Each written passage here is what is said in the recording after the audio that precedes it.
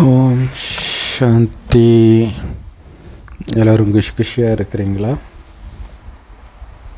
14/11/2024 சாக்கார Murali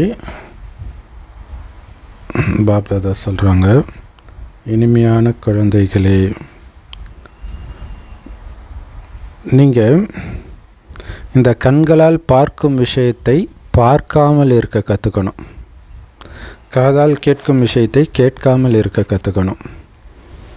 so அனைத்தின் மீதுள்ள பற்றை நீக்கணும். ஏன்னா இது எல்லாமே நெருப்பு பிடிக்க போகுது.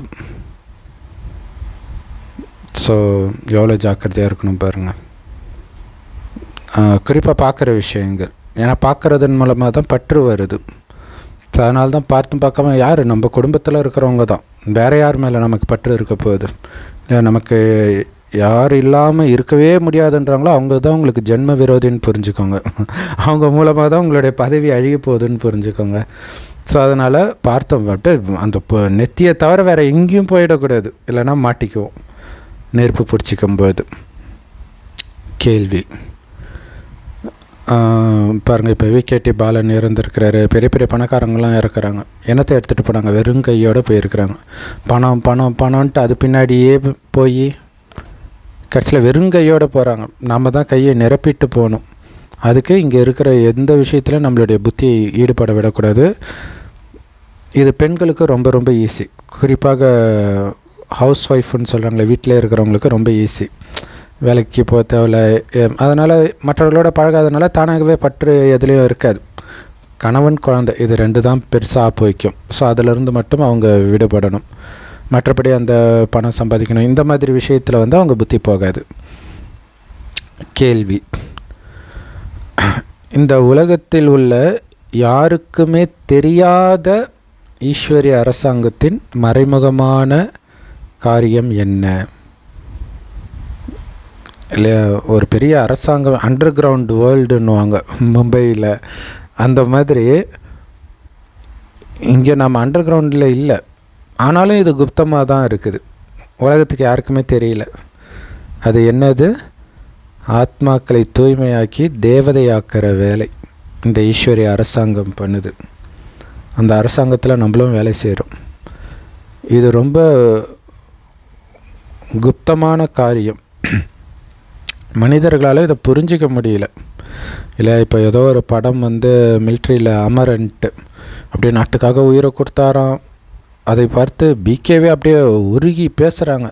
அதை விட உயர்ந்தவன் நாம தான்ன்றது தெரியல. அவனுக்கு சண்டை போட மட்டும்தான் தெரியும். அதில் என்ன பெரிய விஷயம் இருக்குது? அதை சண்டை போட்டதுனால உலகம் சொர்க்கமாகுதா என்ன? எல்லாருடைய கஷ்டமும் போகுதா என்ன? ஸோ அப்போ நம்மளுடைய அருமை நமக்கே தெரியலன்னு அர்த்தம். சாதாரண காரியமாக இந்த நரகத்தை சொர்க்கமாக்குறது, விபச்சார விடுதியை சிவாலயமாக மாற்றுறது, எப்போ மனிதர்கள் தேவதைகளாக மாறுறாங்களோ அப்போ தான் நரகவாசியிலிருந்து சொர்க்கவாசியாக மாற்றப்படுவார்கள். எப்படி? தேவதைகளாக இங்கேயே மாறணும். இங்கேயே உங்களுடைய குணங்கள் தேவதை குணங்களாக மாறிடணும். அதுக்கப்புறம் தான் சொர்க்கத்துக்கே அழைச்சிட்டு போவார். அங்கே போய் மாறிக்கிறது கிடையாது. விகாரங்கள் மனிதனுடைய நடத்தையை முற்றிலும் அழிச்சிடுச்சு. இப்போ நீங்கள் ஒவ்வொருத்தருடைய நடத்தையை உயர்வானதாக மாற்றக்கூடிய சேவை செய்கிறீங்க. இதுதான் உங்களுடைய முக்கியமான காரியமே, பிறருடைய நடத்தையை உயர்த்துறது. ஓம் சாந்தி. ஓம் சாந்தி. அப்போ பாருங்களாம், மனிதனுடைய குணங்கள் போச்சு. குணங்கள் போனதுனால அனைத்தையும் இழந்துட்டான். இதுக்கு காரணம் இந்த விகாரங்கள். அதுதான் மனிதனை கீழானதாக ஆக்கியது. இப்போ உயர்வானவர்களாக நம்மளை மாத்துறார். அந்த சேவை தான் மிக முக்கியமான காரியம். இதுதான் யாருக்கும் தெரியாத காரியம். ஓம் சாந்தி. ஓம் சாந்தின்னு சொல்கிறதுனால உங்களுடைய சுய தர்மத்தை நீங்கள் ஞாபகப்படுத்திக்கிறீங்க. நீங்கள் எங்கேருந்து வந்தீங்க, உங்கள் வீடு, அதையும் ஞாபகப்படுத்திக்கிறீங்க.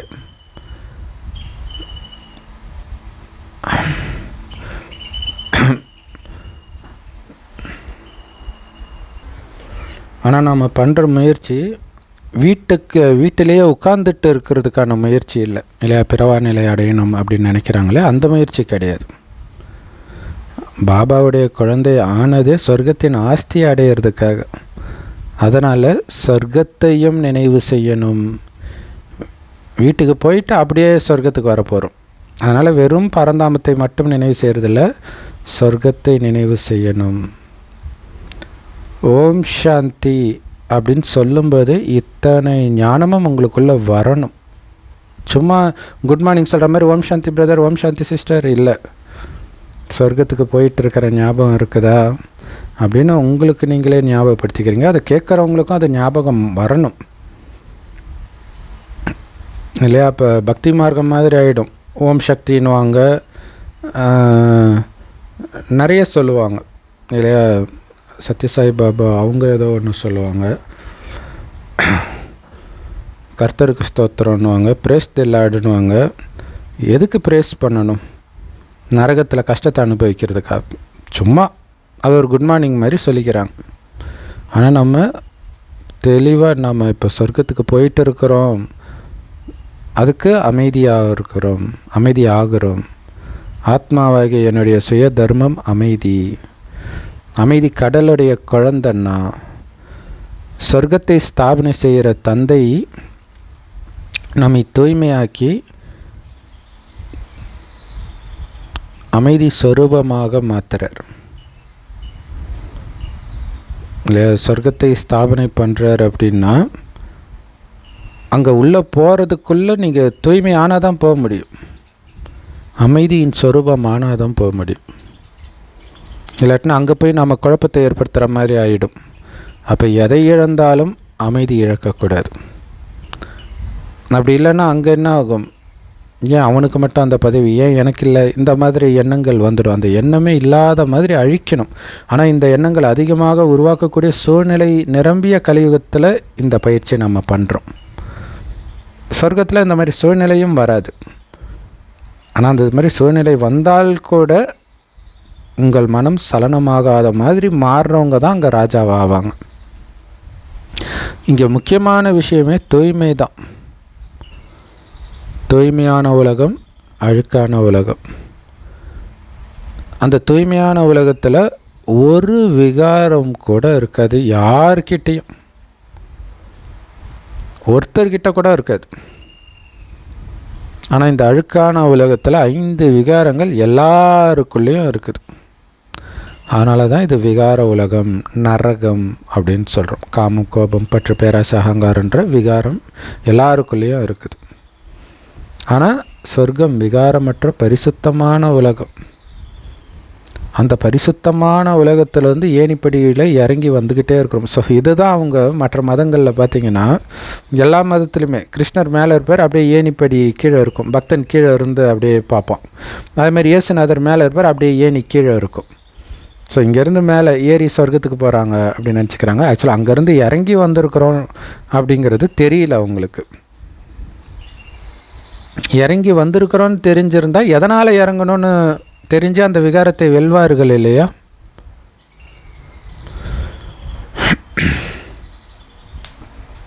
ஸோ அது தூய்மையான உலகம், இது அழுக்கான உலகம்.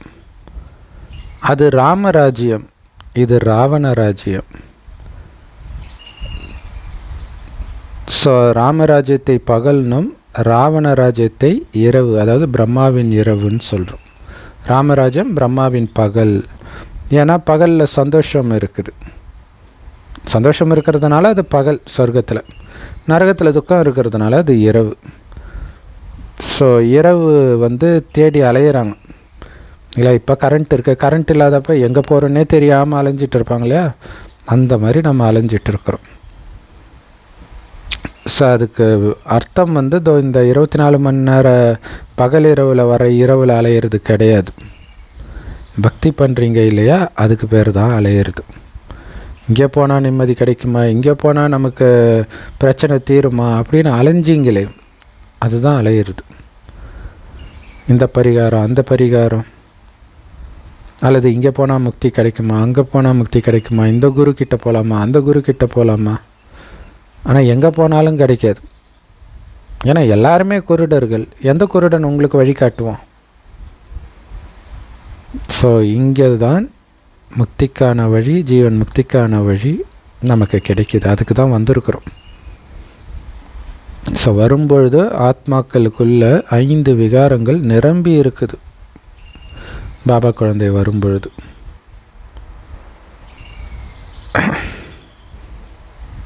ஸோ அந்த பக்தி மார்க்கத்தின் கீதையில் கூட சாதகன் ஆரம்பத்தில் சூத்திரனாக இருந்துதான் சாதகத்தை ஆரம்பிக்கிறான். அந்த சூத்திர நிலையை கடந்து போகிறான்ட்டு வரும். ஸோ இதில் முக்கியமான விகாரம் காமம். இந்த விகாரத்தின் மூலமாகத்தான் மனிதர்கள் பாவாத்மாக்களாகவே ஆகிறாங்க. நாம் எல்லோரும் இப்போ அழுக்காக தான் இருக்கிறோம். காமத்தின் மூலமாக தான் பிறக்கவே செய்கிறோம். பிறக்கும்போதே பாவம். ஸோ பிறக்கும்போதே பாவிகளாக பிறக்கிறோம் அப்படின்னு சொல்லும்போது கிறிஸ்தவர்கள் அது எப்படி முன்ஜென்மம் தான் நீங்கள் ஒத்துக்க மாட்டீங்களா? எப்படி பாவினா காமத்தினால பிறக்கிறாங்களோ அதனால் பாவத்தினால? அது அப்பா அம்மா தானே செய்கிறாங்க. நான் எப்படி பாவியாக பிறந்தேன்?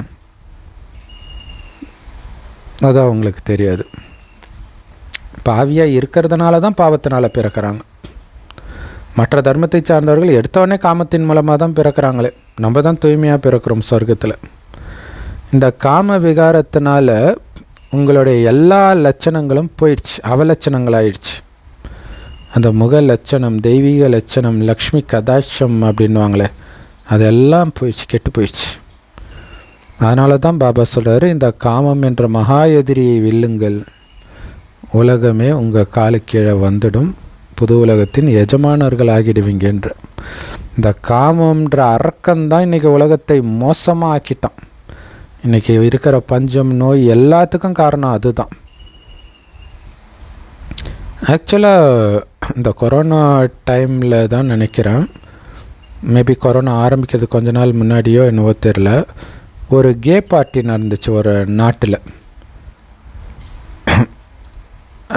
ஏதோ ஒரு பார்ட்டி, அங்கே கே கிளப்பு இருக்குது, ஓரின சேர்க்கையாளர்களுடைய கிளப்பு. கடகடன்னு உள்ளே போய் எல்லாரையும் படபடன்னு சுட்டு தள்ளினாங்க. ஸோ இது ஒரு இடத்துல நடந்தது. இன்னொரு இடத்துல பார்த்திங்கன்னா இந்த கே பார்ட்டிலேயே மூச்சு திணறி இறந்தாங்க, அவ்வளோ கூட்டம் ஒரு நெரிசலில் நெருங்கும்பொழுது. ஸோ அப்போ அந்த காமத்திற்கும் துக்கத்திற்கும் எவ்வளோ நெருக்கம் தொடர்பு இருக்குதுன்னு பாருங்கள். ஆனால் அந்த காமத்தை வென்றதினால் உலகத்தையே வெல்ல போகிறன்ற சந்தோஷம் அளவற்று கரை புரண்டு ஓடணுன்றார் இல்லையா? காமத்தை விட்டுட்டேன், உலகமே எனக்கு கிடைச்சிடுச்சுன்னா அந்த போதை இருக்கணும். ஸோ நம்ம நேற்று எவன்டா கடவுள்னு ஒரு வீடியோ கூட போட்டிருந்தோம். அதில் பார்த்திங்கன்னா அந்த பாபா அடிக்கடி சொல்லுவார் இல்லையா, முகத்தை பார்த்துக்கோன்னு நாரதர்கிட்ட சொல்லப்பட்டதுன்ட்டு, கண்ணாடியில் பாருன்ட்டு. ஸோ அந்த கதை தான். விஸ்வமோகினி என்ற ஒரு அழகான பெண்ணை திருமணம் செய்ய ஆசைப்படுறார் நாரதர். எப்போ? கடுமையான விரதம் இருந்து காமத்தை வென்றுவிட்டேன்ற அந்த போதையில் இருக்கும் பொழுது மயங்கிடுறார். அதுக்கப்புறம் இந்த பொண்ணை பார்த்தோன்னே மயங்கிடுறாரு. அதுக்குள்ளே விஷ்ணு வந்து இவருக்கு குரங்கு முகத்தை கொடுத்துட்றார். ஏன்னா ஹரிக்கு விஷ்ணுன்னு அர்த்தம், குரங்குன்னு அர்த்தம். உன் முகத்தை கொடுனோடனே குரங்கு முகத்தை கொடுத்துட்றார். ஸோ அதுக்கப்புறம் அந்த சுயம்பரத்தில் விஷ்ணு தோன்றும்போது விஷ்ணு கழுத்தில் மாலை போட்டோன்னே இவருக்கு கோபம் ஆயிடுது. ஸோ கோபமாகி சாபமிடுறார். நான் விஸ்வமோகினியை பிரிஞ்ச மாதிரி நீ உன் மனைவியை பிரியணும், குரங்கு இல்லாமல் உன்னால் எதுவுமே செய்ய முடியாது. இதுதான் ராம அவதாரத்தில் சீதையை பிரிஞ்சார், குரங்கு சேனையாண்ட போனார், இப்படியெல்லாம் வருது. ஆனால் நான் காமத்தை வென்று விட்டேன், என்னை வந்து இந்திரனும் ஜெயிக்க முடியாது அப்படின்ற போதையே தப்புன்ற மாதிரி அங்கே காட்டிட்டாங்க. அந்த போதை இருக்கணும். அந்த போதை இப்போ பாருங்கள், இதுதான் இங்கே முக்கியமாக. அப்படிப்பட்ட போதை உள்ளவர்களையும் காமம் வீழ்த்துன்றது வேறு விஷயம். ஆனால் அந்த போதையிலே நீங்கள் மூழ்கி இருந்தீங்கன்னா தப்பிச்சிடுவீங்க. அது எப்படி? நான் காமத்தை வென்றவன்ற போதையில் இருக்கிறவன் எப்படி டக்குன்னு விழுவான்? கொஞ்ச நேரமாவது யோசிப்பான்ல. அப்போ அந்த போதை கட்டாகும்போது தான் விழறான். அதை புரிஞ்சுக்கணும். மனிதர்கள் அழுக்காகும் பொழுது எதையுமே புரிஞ்சுக்கிறது கிடையாது. ஏன் இந்த ஞானம் யாருக்கும் புரியலன்னா காமத்தை விடுறது கிடையாது. ஸோ பெரும்பாலும் பெண்களுக்கு முதல் டெலிவரிக்கு அம்மா வீட்டுக்கு வரும்போது தான் இந்த ஞானமே கிடைக்கிது. ஏன்னா அந்த நேரம் தூய்மையாக இருக்கிறதுனால டக்குன்னு புரியுது அவங்களுக்கு. காமத்தினால எவ்வளவு பிரச்சனைகள், எவ்வளவு அசாந்தி, எவ்வளவு துக்கத்தின் அழுக்குறல். எந்த நாட்டில் நடக்கிற பிரச்சனைக்கும் காரணம் இதுவாக தான் இருக்கும். ஸோ எதனால் உலகத்தில் துக்கத்தின் கூக்குரல் கேட்குது? ஏன்னா எல்லாம் பாவாத்மாக்கள், காரணம் இல்லாமல் நடக்காது. அவர்கள் விகாரத்தின் காரணமாக அசுரர்கள்னு சொல்லப்படுறாங்க. இப்போ தான் பாபா புரிய வைக்கிறார். இங்கே வர்றதுக்கு முன்னாடி ஒரு பைசாவுக்கு பிரயோஜனம் இல்லாத சோழி மாதிரி இருந்தீங்க. இப்போ நமக்கு தேவையில்லாத எல்லாத்தையும் நெருப்பில் எரிக்கிறோம். அதில் முதல்ல போட வேண்டியது காமத்தை இல்லையா? முதல் ஸ்ரீமத் அது தானே. காமத்தை விட்டால்தான் அந்த 7 நாள் கோர்ஸுக்கு அப்புறம் சென்டருக்குள்ளே அனுமதிப்பாங்க.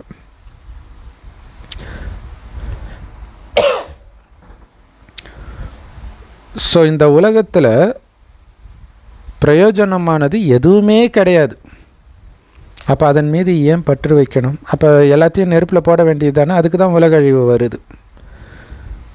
எல்லா மனிதர்களுக்கும் நெருப்பு பற்றிக்க போகிறாங்க. இந்த ஸ்தூல கண்களால் பார்க்கக்கூடிய எல்லாமே நெருப்பு பற்றிக்க போகுதுன்னு புரிஞ்சுக்கோங்க. அப்போ நெருப்பு பற்றாமல் இருக்க போகிறது என்னது? ஆத்மா மட்டுமே. இதைத்தான் நாங்கள் ஆத்மா வெட்ட முடியாது, எரிக்க முடியாது, நினைக்க முடியாதுன்னு ஏன் சொல்கிறாங்க? உலக அழிவின் போது அழியாமல் இருக்க போகிறது ஆத்மா மட்டுமே.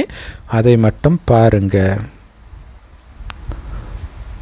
ஸோ இப்போ ஆத்மாவுக்கு இன்சூரன்ஸ் எடுக்கிறோம் நாம். ஆத்மாவுக்கு எப்படி இன்சூரன்ஸ் எடுக்கிறது? இல்லையா, ஜென்ரலாக கைக்கு காலுக்கெல்லாம் கூட நடிகைகள் இன்சூரன்ஸ் எடுப்பாங்க. இப்போ ஆத்மாவுக்கு இன்சூரன்ஸ் எடுக்க முடியுமா? இந்த உலகியல் ரீதியாக காப்பீட்டு நிறுவனம் உடல் அங்கங்களுக்கு, இப்போ நடிகைக்கு கண்ணு முக்கியம், உதடு முக்கியம், ஸோ எது அழகாக இருக்குதோ அதுக்கு இன்சூரன்ஸ் எடுப்பாங்க, உடலுக்கு தான். ஆனால் பாபா தான் ஆத்மாவுக்கு இன்சூரன்ஸ். 2500 வருடத்துக்கு இன்சூரன்ஸ். இல்லை, இன்சூரன்ஸ் நம்ம கம்மியாக கட்டுவோம், டேமேஜ் ஆச்சுன்னா ஃபுல்லாக நிறைய கிடைக்கும், பல மடங்கு கிடைக்கும். அந்த மாதிரி கண்டிப்பாக உலகம் அழிய போகுது. இப்போ இன்சூரன்ஸ் இருக்கிறது எல்லாத்தையும் பாபா கிட்ட கொடுத்துட்டா போதும், அங்கே புத்தம் புது உலகம் கிடைச்சிடுது. இது விளையாட்டு. ஆத்மா பரந்தாமத்தில் பஞ்ச தத்துவங்களை கடந்த உலகத்தில் இருக்குது. இந்த உலகத்தின் அனைத்து பொருட்களுமே பஞ்ச தத்துவத்தினால தான் உருவாக்கப்படுது. ஆனால் ஆத்மா ஒன்றும் இந்த பஞ்ச தத்துவத்தினால் உருவாக்கப்படுற விஷயம் கிடையாது. அது எப்போவுமே நிரந்தரமாக இருக்கக்கூடியது. ஸோ அதனால் ஜோதியோட ஜோதியாக கலக்கிறதுனா என்ன அர்த்தம்? அப்போ அது என்ன வேறு எதுனாலையாவது உருவானதா கலக்கிறதுக்கு? அது கூட பரவாயில்ல. வள்ளலார் ஜோதியோட ஜோதியாக கலந்துட்டாருன்னா உடம்பே கரைஞ்சிடுச்சா? அப்படியே உடம்பு எரிச்சா கூட ஆத்மா எங்கேயும் கலக்காது, கரையாது. அது தனியாக எப்போவுமே இருக்கும். ஒன்று பரந்தாமத்தில் இருக்கும், இல்லை இங்கே பூமியில் ஏதாவது ஒரு உடம்புல இருக்கும். பாவாத்மாவாக புண்ணிய ஆத்மாவாக மாறுமே தவிர காணாமல் போயிடாது, எரிஞ்சிடாது, செத்துடாது ஆத்மா. ஸோ இப்போ பாபா புண்ணியாத்மாவாக ஆக்கி அனுப்புகிறாரு. 5000 வருஷம் கழித்து பார்க்கும்போது மறுபடியும் அழுக்காக ஆகிடும் 5 விகாரத்தினால. இப்போ பாவம் செய்கிறதுலேருந்து விடுவிக்கிறதுக்குத்தான் பாபா வந்திருக்கிறார். ஏன்னா இந்த விகாரங்கள்னால தான் உங்கள் கேரக்டரை கெட்டு போச்சுன்றார். குறிப்பாக காமம் இல்லையா? இந்த காமம் பண்ணுற பாடு இருக்குது பார்த்தீங்களா? என்னென்ன பாவத்தை எல்லாம் செய்ய வைக்கும் இல்லையா? நிறைய பாவங்கள் இந்த காமத்தினால தான் நடந்திருக்கும். இப்போ கூட பாருங்களாம், ஹஸ்பண்டோடைய பெஸ்ட் ஃப்ரெண்டோட கள்ள தொடர்பு இருக்கும் மனைவிக்கு, அல்லது மனைவியோட தங்கச்சியோட கள்ள தொடர்பு இருக்கும் கணவனுக்கு, அல்லது மனைவியோட ஃப்ரெண்டு. இந்த மாதிரிலாம். அப்போ அந்த உறவுகளே, ஒரு சகோதரி கமெண்ட் போட்டிருந்தாங்க, என்னுடைய புருஷன் எங்கள் அம்மாவோட கள்ள தொடர்பை வச்சுக்கிட்டு என்னை வீட்டை விட்டு துரத்திட்டாங்க, என்னை கொல்ல பார்க்குறாங்க, இப்போ எங்கள் அப்பாவுடைய கஸ்டடியில் இருக்கிறேன்ட்டு. கேட்கவே திக்குன்னு இருக்குது பாருங்கள். சொந்த அம்மா பெத்த பொண்ணை கொலை பண்ணுறதுக்கு தயாராகிறாங்க காமத்தினால. இப்போ யோசிச்சு பாருங்கள், காமம் எவ்வளோ பெரிய பாவத்தை எல்லாம் செய்ய வச்சிருக்கோம் எவ்வளோ நாள். அப்போ நடத்தை கெட்டு போயிடுது இல்லை, கொலை பண்ணுறதுக்கும் துணியை வைக்கிது பாருங்கள் காமம்.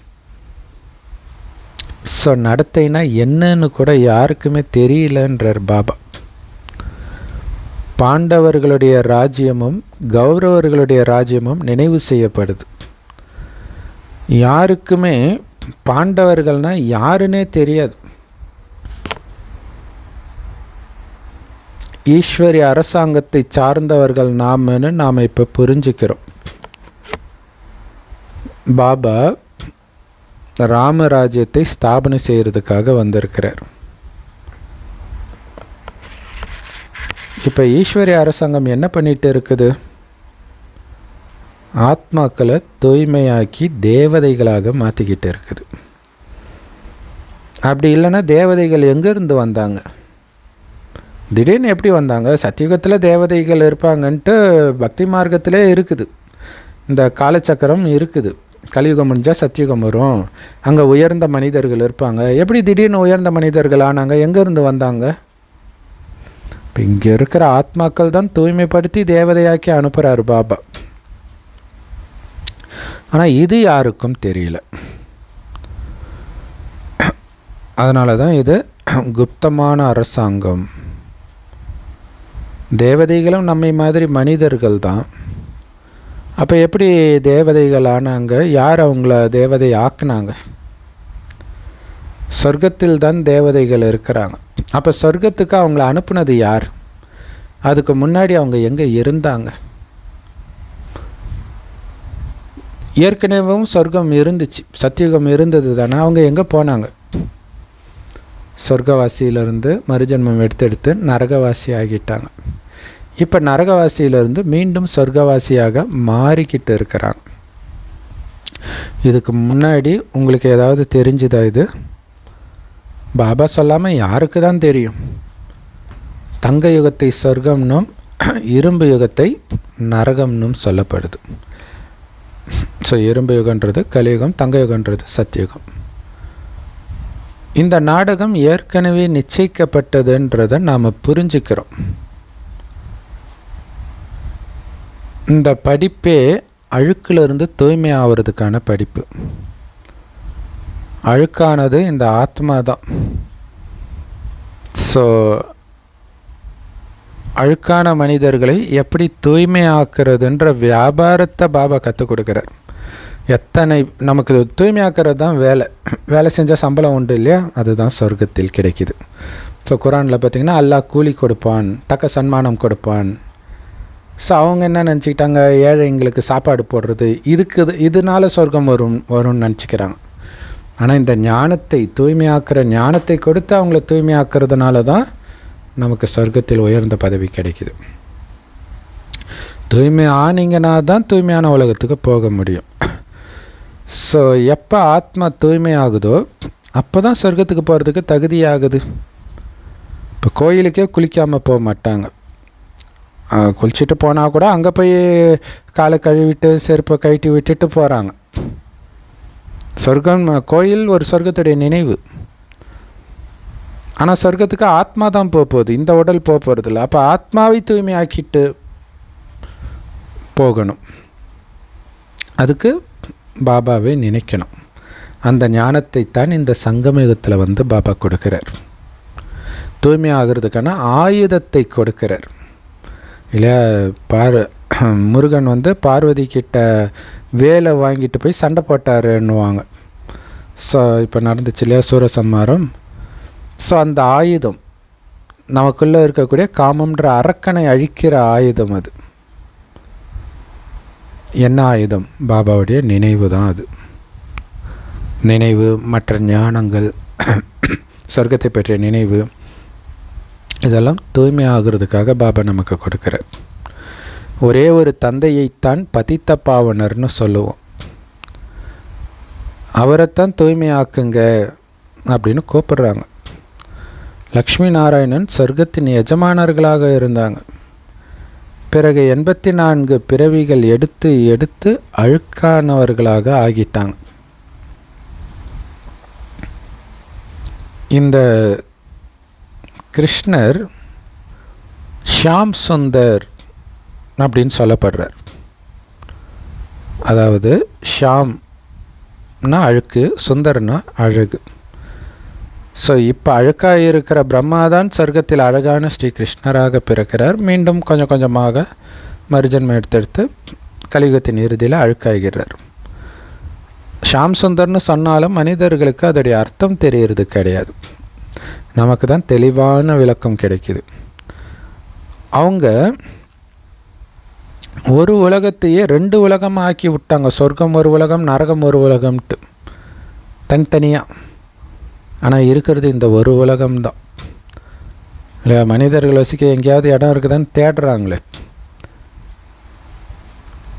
ஸோ மனிதர்கள் வசிக்கக்கூடிய இடம், மனிதர்களுடைய நடிப்பை நடிக்கக்கூடிய இடம் எல்லாமே இந்த ஒரு உலகம்தான். ஸோ இதுவே புத்தம் புதியதாக இருக்கும்போது சொர்க்கம், பழையதாகும்போது நரகம், மீண்டும் புதியதாக பாபா மாத்துறார். குழந்தை முதல்ல சின்னதாக தான் இருக்கும், பிறகு வளரும், பிறகு வயதாகும். இதை யாரும் தடுக்க முடியாது இல்லையா? அதே மாதிரி தான் உலகம் கூட ஆரம்பத்தில் புதியதாக இருக்கும், பிறகு கொஞ்சம் கொஞ்சமாக பழசாகும். ஸோ இதை புரிய வைக்கிறதுக்கு நீங்கள் மண்டையை உடைக்க வேண்டியதாக இருக்குது இல்லை? எப்படியாவது யோசித்து புரிய வைக்கணும். உங்களுடைய ராஜ்யத்தை நீங்கள் ஸ்தாபனை பண்ணுறீங்க. பிரம்மா பாபாவும் இதை புரிஞ்சுக்கிறார். எல்லாத்தையும் புரிஞ்சுக்கிட்டதுனால தான் அவர் அவ்வளோ இனிமையானவராக ஆகிட்டார். ஸோ அப்படி இனிமையாக ஆக்கிற அளவுக்கு அவருக்கு புரிய வைத்தது யார்? அவர்தான் கடவுள். இனிமையானவர் கடவுள் இல்லை, இனிமையாக அவரை ஆக்கினவர் தான் கடவுள். இதில் யுத்தத்துக்கான விஷயம் எங்கேருந்து வந்தது? இங்கே யுத்தம் மற்றவர்களுக்கு துக்கம் கூட எண்ணத்தில் கூட கொடுக்கக்கூடாது. நமக்குள்ளே இருக்கக்கூடிய அசுர குணத்தை அழிக்கிறோம், அவ்வளவுதான். கடவுள் எந்த அளவுக்கு நம்மை ஞானம் நிரம்பியவராக, புத்திசாலிகளாக மாத்துறார். மனிதர்கள் சிவன் கோயிலுக்கு போய் தலை வணங்குறாங்க.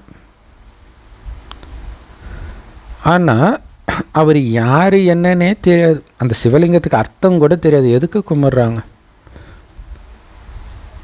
இல்லையா? அது என்னன்னே தெரியல. அப்போ என்ன பண்ணிச்சுன்னு தெரியாது. அப்போ எதுக்கு கும்பிட்றாங்க? ஆனால் காசி சிவகாசி அப்படிலாம் சொல்கிறாங்க. கங்கா விஸ்வநாத் காசி அப்படின்னு சொல்லுவாங்க. அதாவது கங்கையை காசிக்கு அழைத்து வந்த விஸ்வநாதர் உலகத்தின் கடவுள் அப்படின்னு அர்த்தம். ஆனால் அதோடைய அர்த்தம் அவங்களுக்கு தெரியாது. எந்த கங்கையை அவர் அழைச்சிட்டு வந்தார்னு தெரியாது. ஆனால் யாரை சொல்கிறார்? அங்கே இருக்கக்கூடிய ரிஷி முனிவர்கள் இவங்கள தான் சொல்கிறார். சரி, அவங்களுக்கு நம்ம புரிய வைக்கலான்னு பார்த்தா அவங்க என்ன சொல்லுவாங்க? எங்களுக்கு என்னப்பா நீங்கள் புரிய வைக்க முடியும், நாங்கள் படிக்காத வேத சாஸ்திரமான்னு சொல்லுவாங்க. ஸோ அப்போ அவங்களுக்கு யுக்தியாக புரிய வைக்கணும். ரொம்ப பணிவாக போய் பேசணும், ரொம்ப ஜாக்கிரதையாக இருக்கணும் இல்லையா? ரொம்ப கஷ்டம்தான், சவால் தான். ஏன்னா நீங்கள் பேசுறதுக்கு முன்னாடி அவங்க உங்களுக்கு ஞானம் சொல்ல ஆரம்பிச்சிடுவாங்க. ஸோ அதனால் அவங்கக்கிட்ட அப்படியே பேச்சு கொடுத்து கேள்வி கொடுத்தெல்லாம் வேலைக்கு ஆகாது. அவங்க பதில் சொல்ல ஆரம்பிச்சிடுவாங்க. அதனால் ஸ்ட்ரைட்டாக ஒன்றும் இல்லை, நீங்கள் யாருன்னு கேளுங்களாம். இந்த கண்காட்சியெலாம் வைக்கும்போது நீங்கள் யாருன்னு கேளுங்களாம். அவங்க பேசி மாய முடிக்கிறதுக்குள்ளே 1 மணி நேரம் போயிடும். அப்போ தான் நான் புரிஞ்சுக்கிட்டேன், ஆஹா யாருன்னே கேட்கக்கூடாது, எடுத்த உடனே நம்ம ஆத்மான்னு நம்ம சொல்லிடணும். ஏன்னா நம்ம நேரம் வேஸ்ட் ஆகுது. ஸோ இதெல்லாம் சேவை செய்ய தான் நமக்கு தெரியும் என்னென்ன தப்பு வருது அப்படின்றது. ஸோ அவங்க கேட்பாங்களா, நாங்கள் எல்லா வேதங்களையும் படிச்சிருக்கிறோம், நீங்கள் எங்களுக்கு என்ன புரிய வைக்க முடியும்? ஸோ குழந்தைங்களும் இதை வரிசை கிரமமாக தான் தாரணை பண்ணியிருக்கிறாங்க. ஸோ அவங்களுக்கு கரெக்டாக என்ன புரிய வைக்கணுன்றதே மறந்துடுறாங்க. கல் புத்தியுடையவர்களாக இருக்கிறாங்க. தெய்வீக புத்தியுடையவர்கள் மற்றவர்களுடைய புத்தியையும் தெய்வீகமாக மாற்றக்கூடிய காரியம் செய்வார்கள். கல் புத்தியுடையவர்களுடைய காரியம் அந்த மாதிரி தான் இருக்கும் இல்லையா? சேவை செய்யாமல் வெட்டியாக கதை பேசிட்டு விகார விஷயங்களில் மூழ்கி கிடப்பாங்க. ஸோ அதுக்கு தான் பாபா சொல்கிறார், அன்னப்பறவை மற்றும் கொக்கு அல்லது நாரையின் உதாரணம் சொல்லுவார். ஸோ நாரை அழுக்கான தண்ணியில் இருக்கும், கொக்கு அன்னப்பறவை சுத்தமான தண்ணியில் தான் இருக்கும். அன்னப்பறவை ஒரு பொழுதும் யாருக்கும் துக்கமே கொடுக்காது. நாரை துக்கம் கொடுக்கும். அதாவது துக்கம் கொடுப்பவர்களை பாபா நாரையோட ஒப்பிடுறார்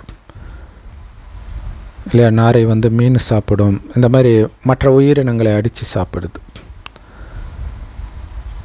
ஸோ அந்த மாதிரி நாரையாக இருக்கக்கூடியவர்களைத்தான் அசுரர்கள்னு சொல்லப்படுது. அவங்களால எது சரி எது தப்புன்னே புரிஞ்சிக்க முடியல. நிறைய விகாரிகள் கூட சென்டருக்கு வராங்க, நான் தூய்மையாக தான் இருக்கிறேன் அப்படின்னு சொல்கிறாங்க. ஆனால் பொய் சொல்கிறாங்க. ஏன்னா இந்த உலகமே பொய், அதனால் ஈஸியாக பொய் சொல்லிட்டு வந்துடுறாங்க. இன்னொன்று, சென்டர்லேயே தூய்மையை பற்றி பேசுகிறதில்ல. அதனால் இப்போ வரவங்களை கூட நீங்கள் தப்பு சொல்ல முடியாது, அந்த மாதிரி ஆயிடுது. இது சங்கம யுகம். எவ்வளவு வித்தியாசம் இருக்குது கலியுகத்துக்கும் சங்கம யுகத்துக்கும். யார் பொய் சொல்கிறாங்களோ, பொய்யானவர்களோ, அவங்க தான் மூன்றாம் தரமானவர்களாக வருவாங்க சொர்க்கத்தில். வேலைக்காரன், வெட்டியான், அந்த மாதிரி. ஏன்னா 3 கிரேடு இருக்குதுல்ல, முதல் கிரேட், 2வது கிரேடு, 3வது கிரேடுன்ட்டு. பாபா எந்த ஆத்மாக்கள் 3வது கிரேடில் இருக்கிறாங்கன்னு சொல்ல முடியும். உங்களுடைய தூய்மைக்கான முழு நிரூபணத்தை நீங்கள் கொடுக்கணுன்றார். நிறைய பேர் சொல்கிறாங்க, எப்படிப்பா கணவன் மனைவி ஒன்றா இருந்து தூய்மையாக இருக்க முடியும் அப்படின்னு சொல்கிறாங்க. அதெல்லாம் சாத்தியமே கிடையாதுன்றாங்க. வள்ளலாரே விட்டுட்டு போயிட்டார் பொண்டாட்டியை தூய்மையாக இருக்க முடியாதுன்ட்டு, நீங்கள் என்ன வள்ளலாரோட பெரிய ஆளா ராகவேந்திரரோட பெரிய ஆளான்னுவாங்க. ஆமாம், அவங்களுக்கு கடவுளை தெரியாது, கடவுள் ஞானம் தெரியாது, கடவுள் தூய்மையாக இருக்கிறதுக்கான வழியை கற்றுக் கொடுக்குறார், அந்த வழிப்படி நாம் தூய்மையாக இருக்கிறோம். ஆனால் யோக பலம் இல்லாத காரணத்தினால சில குழந்தைகளால் இவ்வளோ ஈஸியான விஷயத்தை கூட புரிய வைக்க முடியல. இவங்க என்ன பண்ணிடுறாங்க, அப்போ 2 பேர் ஒன்றா இருந்தால் தூய்மையாக இருக்க முடியாது போல இருக்கு, இப்படி நினச்சி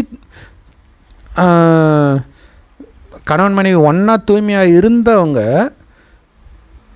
டக்குன்னு மனைவியை டார்ச்சர் பண்ண ஆரம்பிச்சிடுறாங்க காமத்துக்கு. ஸோ கடவுள் தான் எங்களுக்கு நடத்துகிறாருன்னு கூட புரிய வைக்க முடியல இவங்களுக்கு. நீங்கள் சொல்கிறதெல்லாம் கரெக்டு தாங்க. வள்ளலாருக்கு கடவுள் நடத்தலை, ராகவேந்திரருக்கு கடவுள் நடத்தலை, இங்கே கடவுள் நடத்துகிறாரு, எல்லாருக்கும் நடத்துகிறாரு. ஏன்னா அவர் எல்லாருக்கும் தான் கடவுள். வள்ளலாருக்கு மட்டும் தனியாலும் பேச மாட்டார். நீங்களும் வாங்க, கடவுள் நடத்துகிறத கேட்கலாம். தூய்மை ஆகிறதன் மூலமாக 21 ஜென்மத்திற்கு சொர்க்கத்தின் எஜமானர் ஆகிறீங்கன்ட்டு கடவுளே சொல்கிறாருன்னு புரிய வைங்க. மிகப்பெரிய லாட்ரி சீட்டு, 2500 வருடத்திற்கு சொர்க்கத்தில் இருக்க போகிறீங்க. சாதாரண விஷயம் கிடையாது. அப்போ இதை கேட்கும்போது எவ்வளோ சந்தோஷம் வரணும். துக்கமில்லாத ஒரு அமெரிக்காவுக்கு போகிறேன், ஆஸ்திரேலியாவுக்கு போனாலே எவ்வளோ சந்தோஷப்படுறாங்க. அது என்ன சொர்க்கம் அது? ஆனால் ஒரிஜினல் சொர்க்கத்துக்கு போகிறோம் நாம். நிறைய குழந்தைகள் தூய்மையான திருமணம் செய்து கந்தர்வ விவாகம்னு சொல்லுவாங்க, தூய்மையாக இருக்கிறாங்க திருமணம் செய்தும் கூட.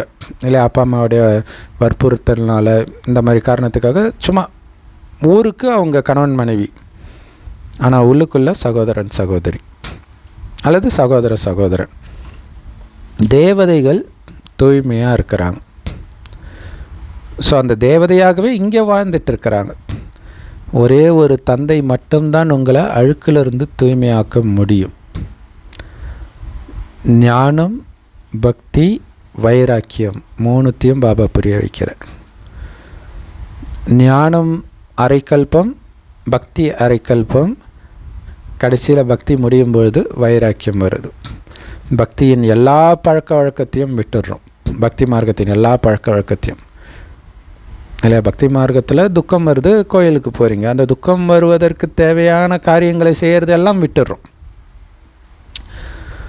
ஏன்னா இந்த அழுக்கான உலகத்தில் நாம் இருக்க வேண்டிய அவசியம் கிடையாது இல்லையா? இந்த அழுக்கு துணி இந்த உடம்பு, இதை கழட்டி போட்டுட்டு வீட்டுக்கு வெறும் ஆத்மாவாக போகணும். ஸோ இதோடைய நினைவாக சீக்கிய தர்மம் இங்கெல்லாம் பார்த்திங்கன்னா, சீக்கிய தர்மமா என்ன தர்மம், ஜெயின தர்மம், அதில் பார்த்திங்கன்னா நிர்வாண சாமியார்கள் அப்படின்னு இருப்பாங்க. சிவனடியார்கள் கூட அகோரிகள்லாம் அப்படி இருக்கிறாங்க இல்லையா? ஸோ அது உண்மையிலே உடல் என்ற ஆடை இல்லாமல் இருக்கிறது, அவங்க போட்டிருக்கிற ட்ரெஸ் இல்லாமல் இருக்கிறாங்க. அதோடைய நினைவாக நாம் பரந்தாம வீட்டுக்கு போனோம், அவங்க சுடுகாட்டுக்கு போகிறாங்க. என்ன பண்ணுறது? நம்மளுடைய 84 பிறவிகள், அந்த பிறவி சக்கரம் இப்போ முழுமையடையுது. இப்போ நாம் சாந்தி தாமத்துக்கு போகணும். நடித்ததெல்லாம் போதும், இப்போ வீட்டுக்கு போய் ரெஸ்ட் எடுக்கிற நேரம். அப்போ அது வீடுன்றது ஞாபகம் இருக்கணும். இப்போ வெளிநாட்டில் ஒரு கணவன் இருக்கிறான் அல்லது குழந்தைங்க இருக்குதுன்னா எப்படா வீட்டுக்கு வரும்ன்ட்டு இருக்கும். ஏன்னா அது என்ன தான் இந்தியாவை விட உயர்ந்த அமெரிக்கா போன்ற இடமாக இருந்தாலும், அமெரிக்கா, துபாய் இந்த மாதிரி இருந்தால் கூட வீடு வீடு தானே. அதே மாதிரி தான் பாபா சொல்கிறார், உங்கள் வீடு அதுதான். இன்னொரு விஷயம், இது ஒன்றும் சுகம் நிறைந்த உலகம் கிடையாது. உங்களுடைய சுகம் நிறைந்த ராஜ்யம் இனிமேல் தான் வரப்போகுது. அங்கேருந்து தான் நீங்கள் இறங்கி வந்திருக்கிறீங்கன்னு சொல்கிறார். வீட்டுக்கு போயிட்டு அங்கே போகலாம். ஸோ அதனால் முதல் விஷயம் ஆல்ஃபா, பாபாவை மறக்கக்கூடாது. அவரை பற்றி புரிய வைக்கிறத மறக்கக்கூடாது. இந்த பழைய உலகம் கண்டிப்பாக அழிய போகுது, அதில் டவுட்டே கிடையாது. பாபா நமக்காக புத்தம்புது உலகத்தை ஸ்தாபனை பண்ணிட்டு இருக்கிறார். பல முறை வந்து புது உலகத்தை ஸ்தாபனை பண்ணார், பழைய உலகத்தின் விநாசமும் பண்ணார். நரகம் எவ்வளவு பெருசு, சொர்க்கம் எவ்வளவு சின்னது. அதனால தான் சொர்க்கத்தை எல்லைக்குட்பட்டதுனும் நரகத்தை எல்லையற்றதுனும் சொல்லிட்டார் சமீபமாக ஒரு முரளியில். ஏன்னா அவ்வளோ பெருசு நரகம். சொர்க்கத்தில் ஒரே ஒரு தர்மம் தான், ஆதிசநாதன தேவி தேவதா தர்மம் தான். ஆனால் இன்றைக்கி எத்தனை மதங்கள் உருவாகிக்கிட்டே இருக்குது, எத்தனை குருமார்கள் இருக்கிறாங்க பாருங்கள். சங்கர் மூலமாக விநாசம்னு எழுதப்பட்டிருக்குது. எதன் விநாசம்? அனைத்து தர்மங்களின் விநாசம். பிரம்மா மூலமாக ஒரே ஒரு ஆதிசநாதன தேவி தேவதா தர்மத்தின் ஸ்தாபனை. ரெண்டும் அட் எ டைமில் நடக்குது. ஸோ தேவதை தர்மத்தை ஸ்தாபனை பண்ணது யார்? பிரம்மா கிடையாது. பிரம்மாவும் சிவபாபாவுடைய வழிப்படி அழுக்கிலிருந்து தூய்மையாகிறார். ஸோ உண்மையில் அது சிவனுடைய மகிமை.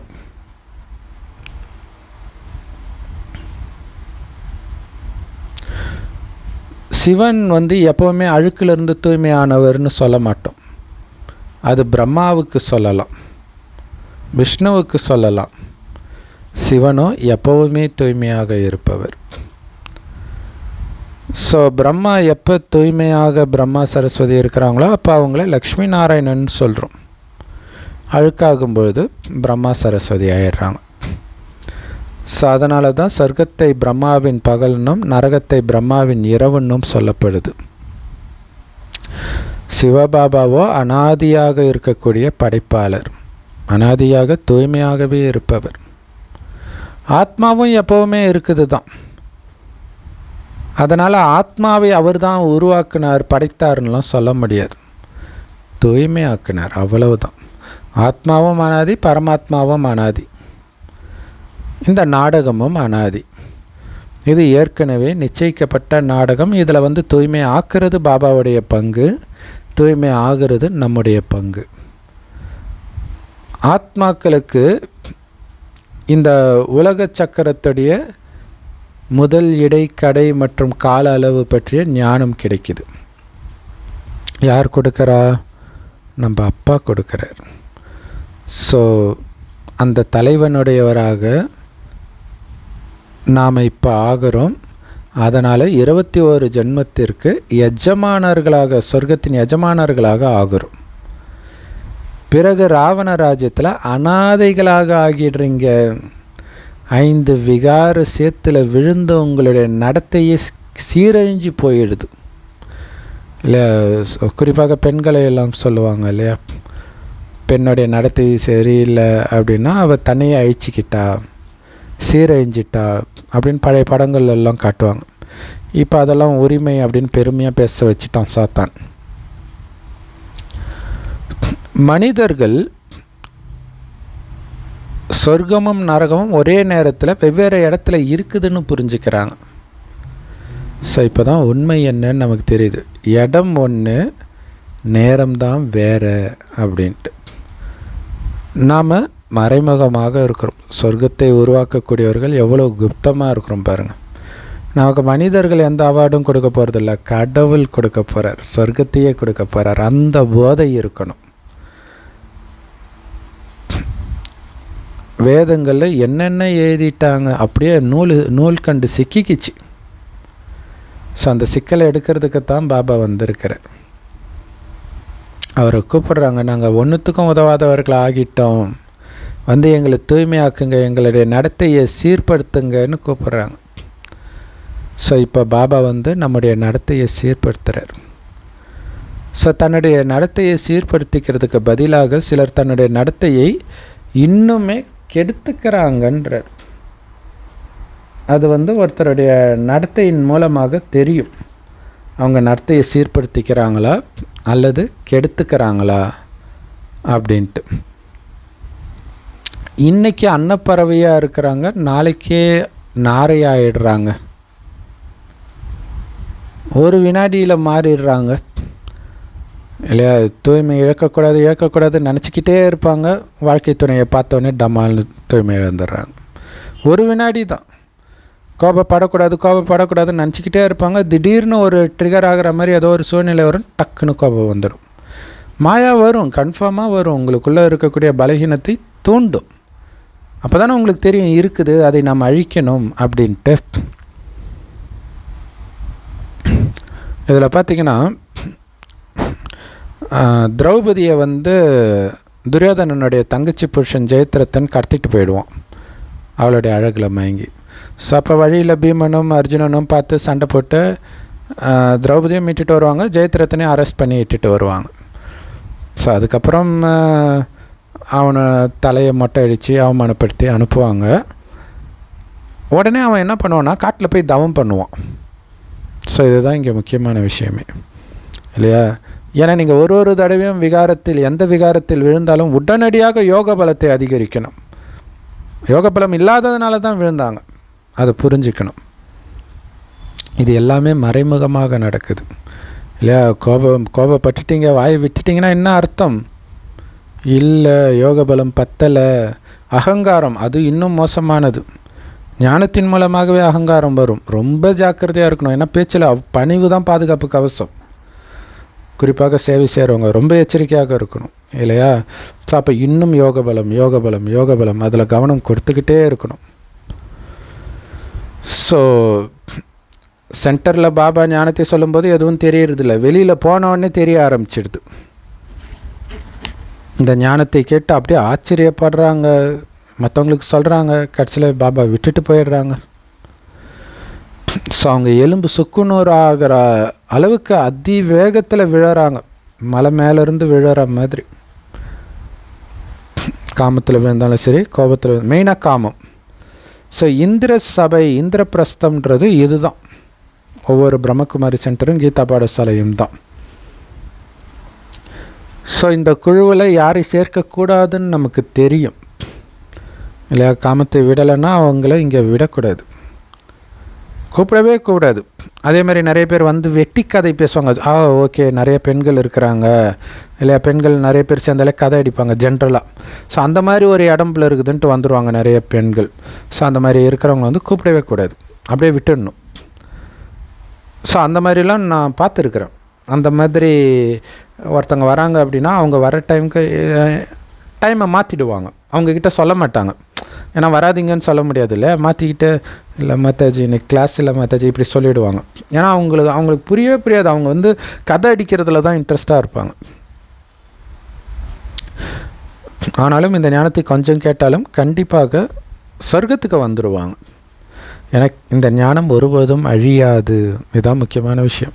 டாக்டருக்கு படித்தாலும் அடுத்த ஜென்மத்தில் மறுபடியும் போய் எல்கேஜி தான் படிக்கணும். மறுபடியும் அவங்க டாக்டர் படிக்கிறாங்களா இல்லையோ தெரியாது. ஆனால் இந்த ஞானம் பாருங்களா, கண்டிப்பாக சொர்க்கத்துக்கு அழைச்சிட்டு வந்தது. அதோடைய பலனை கொடுக்காமல் விடுறதே கிடையாது. மற்ற படிப்பு எல்லாம் வேஸ்ட்டு இல்லையா, எந்த பலனும். இப்போ நம்ம சின்ன வயசுலேருந்து படித்த படிப்பே எல்லோரும் அதே படிப்புனால வேலை செய்கிறாங்கன்னு சொல்ல முடியாது. படித்தது ஒன்றா இருக்கும், செய்கிற வேலை வேறையாக இருக்கும். பாபா சொல்கிறார், முயற்சி செய்து உயர்ந்த பதவியை அடையுங்கள்.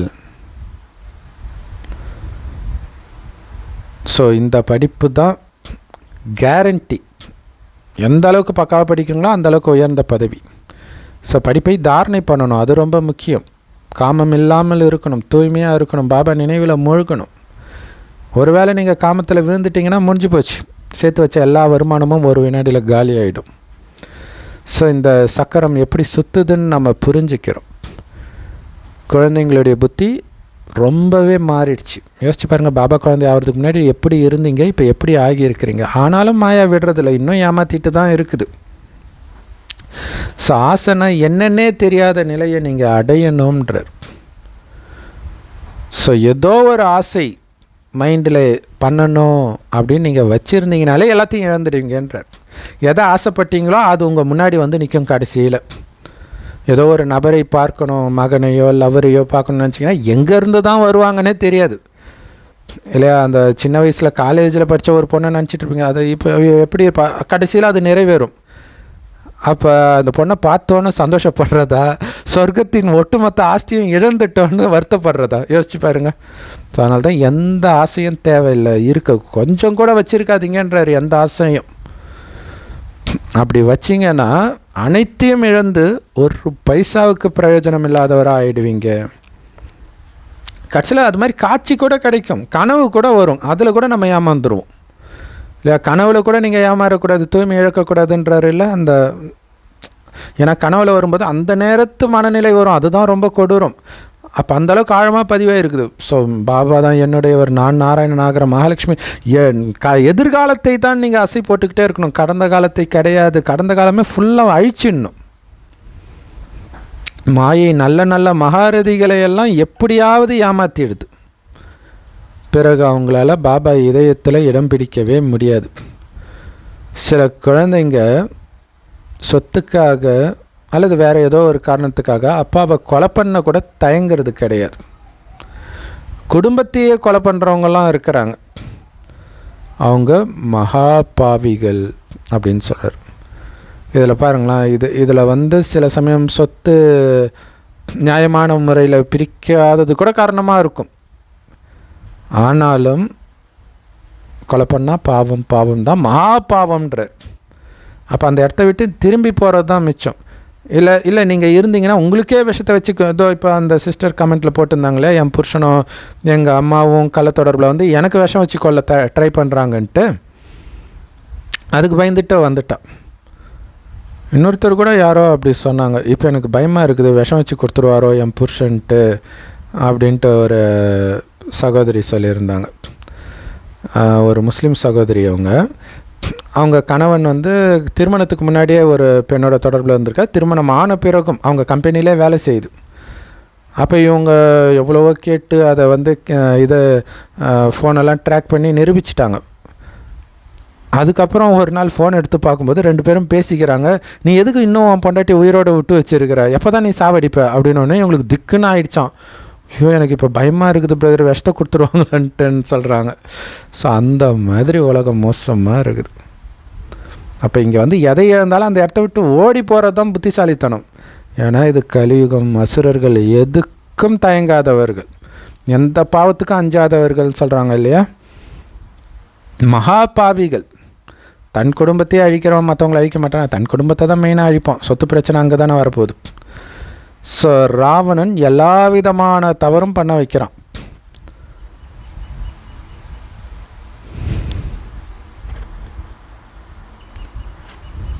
ஸோ அந்த மாதிரி மனிதர்கள் மீது வெறுப்பு வருது இல்லை, அந்த மாதிரி மனிதர்கள் நிரம்பிய இந்த உலகத்தின் மீது வெறுப்பு வரணும்ல உங்களுக்கு. அந்த மாதிரி மனிதர்கள் தானே இருக்கிறாங்க, எல்லாருக்குள்ளேயும் இருக்குது எல்லா விதமான அழுக்கும். அப்போ இங்கே இருக்கணும்னு ஏன் ஆசைப்படுறீங்க?